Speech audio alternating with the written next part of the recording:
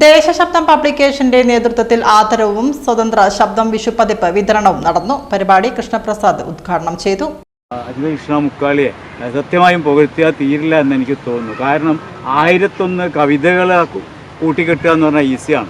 1001 കവികളെ ഒന്നിച്ചു കൊണ്ടുവരിക എന്ന് പറഞ്ഞു കഴിഞ്ഞാൽ ഏറ്റവും അപകടം പിടിച്ചതും അസൂയാലുക്കളും തമ്മിൽ ഈഗോ ഉള്ളൊരു വിഭാഗമാണ് സാഹിത്യകാരന്മാരെന്ന് പറഞ്ഞു അനുഭവിച്ചറിഞ്ഞാണ്. ഞാൻ 1980കളിൽ മാതൃഭൂമിയിൽ എഴുതാൻ തുടങ്ങിയതാണ്.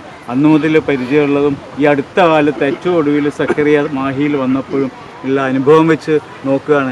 ഈഗോ എന്നത് ഇവരുടെ, ഞങ്ങളുടെ എന്നല്ല, എല്ലാവരുടെയും, നിങ്ങളുടെ അല്ല. ഈഗോ എന്നത് വലിയൊരു സാധനമാണ്. നിങ്ങൾക്ക് തമ്മിൽ നിങ്ങൾ ചിരിക്കുകയും കളിക്കുകയും ഒക്കെ ചെയ്യുന്നുണ്ടാവും. പക്ഷേ എന്നെക്കാളും ആണോ മറ്റേ ആളെന്ന് എപ്പോഴും നിങ്ങൾ ആലോചിച്ചുകൊണ്ടിരിക്കുന്ന ഒരു അവസ്ഥ നിങ്ങൾക്കുണ്ട്, എനിക്കുണ്ട്.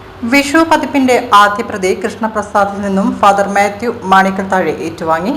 ചടങ്ങിൽ വെച്ച് എഴുത്തുകാരിയും സാമൂഹിക പ്രവർത്തകയുമായ രാജലക്ഷ്മി CK ആദരിച്ചു. SCV news producer VP Pramod ആദരവ് നൽകി. ചടങ്ങിൽ റിട്ടയർഡ് DDE ഇന്ദിരാചന്ദ്രൻ, ദേശശബ്ദം പത്രാധിപ അജിത കൃഷ്ണ മുക്കാളി എന്നിവർ സംസാരിച്ചു. രാജൻ അരുണാലയം അധ്യക്ഷത വഹിച്ച ചടങ്ങിൽ ജ്യോതികുമാർ സ്വാഗതവും അശോക് കുമാർ നന്ദിയും പറഞ്ഞു. കവിത എഴുതാൻ അറിയില്ല. എന്നെ കൊണ്ട് കവിത എഴുതിച്ച വ്യക്തിയാണ്. അപ്പോൾ ഞാൻ ആ പുസ്തകത്തിൽ എൻ്റെ ഒരു കവിത ഇല്ലാണ്ട് വേണ്ട, കവിതയും എഴുതിയിട്ടുണ്ട്.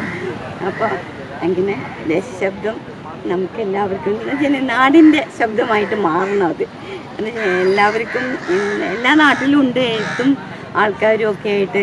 നമ്മളിങ്ങനെ പലയിടത്തും പോകുമ്പോഴാണ് അറിയുക, ഓരോ ദിക്കിലും ഓരോ ആളുകളും ആയിട്ട് ഒരുപാട് ആൾക്കാരും ബന്ധങ്ങളൊക്കെ ആയിട്ടുണ്ട് എനിക്ക്. അപ്പോൾ എല്ലാവരും പറയുമ്പോൾ ദേശശബ്ദം ഇവിടെ ഉണ്ട്, മാഹി ഞങ്ങളുടെ നാട്ടിലും ഉണ്ട് ദേശശബ്ദം. ഇനിയിപ്പോൾ ഞാൻ ചെയ്യാൻ പോണത് വനിതാ സാഹിത്യം എന്ന് പറഞ്ഞിട്ടൊരു പ്രോഗ്രാം ചെയ്തു.